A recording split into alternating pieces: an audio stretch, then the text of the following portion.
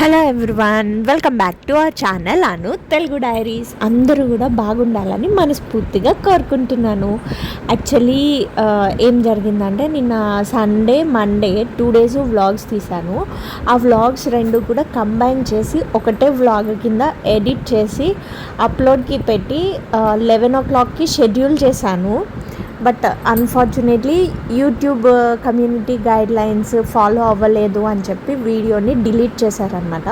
Of course నేను కూడా check చేసుకున్నాను. ఒక 2 clippings కొంచెం కమ్యూనిటీ గైడ్ లైన్స్ అనేవి లిమిట్స్ క్రాస్ చేశానమాట. సో ఒక 2 clippings అందుకని ఇంకా డిలీట్ చేసేసాను అనమాట వీడియో. యాక్చువల్లీ 11 o'clock అయితే నేను దాన్ని షెడ్యూల్ చేశాను. ఒక్క వ్యూ కూడా వచ్చింది, ఎవరు చూశారు అనేది అయితే తెలీదు. బట్ చెప్తున్నాను కదా, కమ్యూనిటీ గైడ్ లైన్స్ ఇష్యూ వల్ల దాన్ని అయితే డిలీట్ చేశాను. దాన్ని మళ్ళీ రీఎడిట్ చేద్దాం అనుకున్నాను, కానీ ఏంటంటే మళ్ళా అట్లా ఏమన్నా వస్తుందా ఏంటా అనేది అర్థం కాక ఇంకా దాన్ని పక్కకు పెట్టేశాను అనమాట. ఇదైతే ట్యూస్డే రోజు తీసిన వ్లాగ్. ట్యూస్డే రోజు కూడా యాక్చువల్లీ నిన్న తీసిన వీడియోలో ఏం షేర్ చేసుకున్నానంటే, పిల్లలకి హెల్త్ ఇన్సూరెన్స్ అనేది మెయిన్గా తీసుకోవాలి. బికాజ్ ఇప్పుడు హెల్త్ ఇన్సూరెన్స్ అనేది చాలా ఇంపార్టెంట్ అయిపోయిందండి.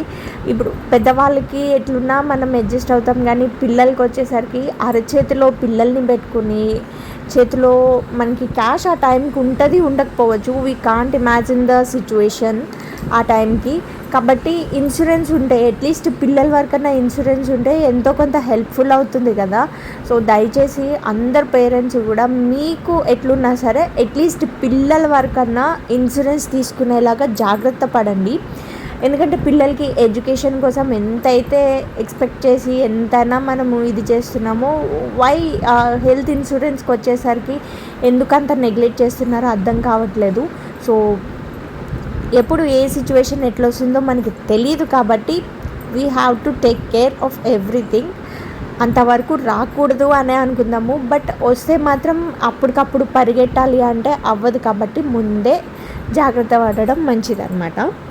అండ్ నెక్స్ట్ ఇంకొకటి ఏంటంటే, చెర్రీని ఫీవర్ వచ్చింది కాబట్టి హాస్పిటల్లో అడ్మిట్ చేశాము అని కాదు, చెర్రీకి కానీ కిట్టుకి కానీ ఫీవర్ స్పైక్స్ వచ్చినాయి అనమాట. ఫీవర్ స్పైక్స్ అంటే ఆన్ అండ్ ఆఫ్ ఫీవర్ అనమాట. అప్పటికప్పుడే వస్తుంది, అప్పటికప్పుడే తగ్గిపోతూ ఉంటుందన్నమాట. So those are called fever spikes. అవి హై ఉన్నప్పుడు ఏమవుతుంది అంటే అది మనకి సీజర్స్కి ఎఫెక్ట్ అయ్యే ఛాన్స్ ఉంటుంది. సీజర్స్ అంటే ఫిట్స్ లాగా వచ్చే ఛాన్స్ ఉంటుందన్నమాట. So to avoid that fever spikes on and off ఉంది కంటిన్యూస్గా 1 day మొత్తము అనుకుంటే కనుక ప్లీజ్ ఇమీడియట్గా హాస్పిటల్కి అయితే తీసుకెళ్ళండి. Those are very dangerous. లోపల ఏదన్నా మనకి తెలియకుండానే డెంగ్యూ ఫీవర్ ఇట్లాంటివి వచ్చినప్పుడు కూడా ఫీవర్ స్పైక్స్ అనేవి చాలా హైగా వస్తాయి అన్నమాట. Please don't neglect. అసలు అలాంటి టైంలో నెగ్లెక్ట్ మాత్రం చేయకండి. మనం ఎంత మెడిసిన్ ఇచ్చినా కానీ ఆన్ అండ్ ఆఫ్ ఉంటే కనుక ఇట్స్ వెరీ డేంజరస్. వాళ్ళు ఇమీడియట్గా బ్లడ్ టెస్ట్లు అవి చేసి మనకి రూల్ అవుట్ చేస్తారు.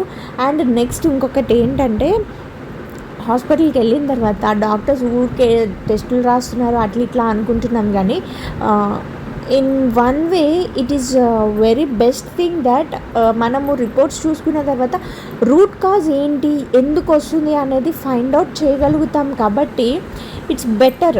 బ్లడ్ టెస్ట్లు అవి చేయించుకోండి అన్నప్పుడు చేయించుకోవడం చాలా బెస్ట్ అనమాట. రూట్ కాజ్ తెలియకుండా మనము డిసీజ్ని డయాగ్నోస్ చేయలేము. ఇన్ కేస్ రూట్ కాజ్ తెలియకుండా మనం ఏ మెడిసిన్ వాడినా కూడా ఈ లోపల ఉన్న డిసీజ్ అనేది ముదిరిపోతే కనుక అది మళ్ళీ వేరే దానికి లీడ్ చేస్తూ ఉంటుంది. సో దాని బదులు ఇవన్నీ భరించి దాన్ని వేరే ఇది కింద మార్చుకునే బదులు జస్ట్ ఇమీడియట్గా డాక్టర్ ఒక బ్లడ్ టెస్ట్ లేదా స్కానింగో ఎక్స్రేనో ఏదైనా చెప్తే కనుక దాన్ని కంప్లీట్గా చేయించుకుని అండ్ ఇచ్చిన కోర్సు కూడా కంప్లీట్గా వాడండి. ఎందుకు అంటే కోర్సు కూడా మధ్యలో ఆపేస్తే ఆ ఇన్ఫెక్షన్, లోపల ఉన్న ఇన్ఫెక్షన్ అనేది తగ్గదు మనకి. మళ్ళీ అది ఒక 2-3 months తర్వాత మళ్ళీ రిపీట్ అయ్యే ఛాన్స్ ఉంటుంది సేమ్. అందుకోసమని నెక్స్ట్ ఇంకొకటి ఏంటి అంటే, ఇప్పుడు ఇంట్లో 2 చిల్డ్రన్ లేదా 2 అంతకన్నా ఎక్కువ ఉన్నప్పుడు, లేదా ఇంట్లో ఎవరైనా ఒక పేషెంట్ ఉన్నప్పుడు, పేషెంట్ ఇన్ ద సెన్స్ వాళ్ళకి ఫీవర్ వచ్చినా, కాఫ్ వచ్చినా, కోల్డ్ వచ్చినా, ఏమున్నా సరే ఎవ్వరు కూడా వాళ్ళ వస్తువులు కూడా షేర్ చేసుకోవద్దు. నేను చెర్రీకి వచ్చినప్పుడు నేను అన్ని విషయాల్లోనూ జాగ్రత్త పడ్డాను. బట్ లాస్ట్ మూమెంట్లో ఏంటంటే కిట్టు నేను లేకుండా మా హస్బెండ్ హ్యాండిల్ చేయడం చాలా కష్టమైపోయిందనమాట. He face lot of difficulty మీద ఆయన చాలా డిఫికల్టీగా ఫీల్ అయ్యారు. బికాజ్ కిట్టుకి నేను ఉన్న కంఫర్ట్ జోన్ వేరు, ఆయన ఉన్న కంఫర్ట్ జోన్ వేరు అనమాట. సో చాలా ఇబ్బంది పడ్డాము. అందుకోసం వాడు ఆగట్లేదు, బాగా కంటిన్యూస్గా ఏడుస్తున్నాడు అనేసి చెర్రీ హాస్పిటల్లో ఉన్నప్పుడు హాస్పిటల్కి తీసుకురావడము, సేమ్ బెడ్ మీద ఇద్దరు ఆడుకోవడము, హాస్పిటల్ అంతా ఉండడము, దానివల్ల కిట్టుకి ఆ ఇన్ఫెక్షన్ స్ప్రెడ్ అయిందనమాట.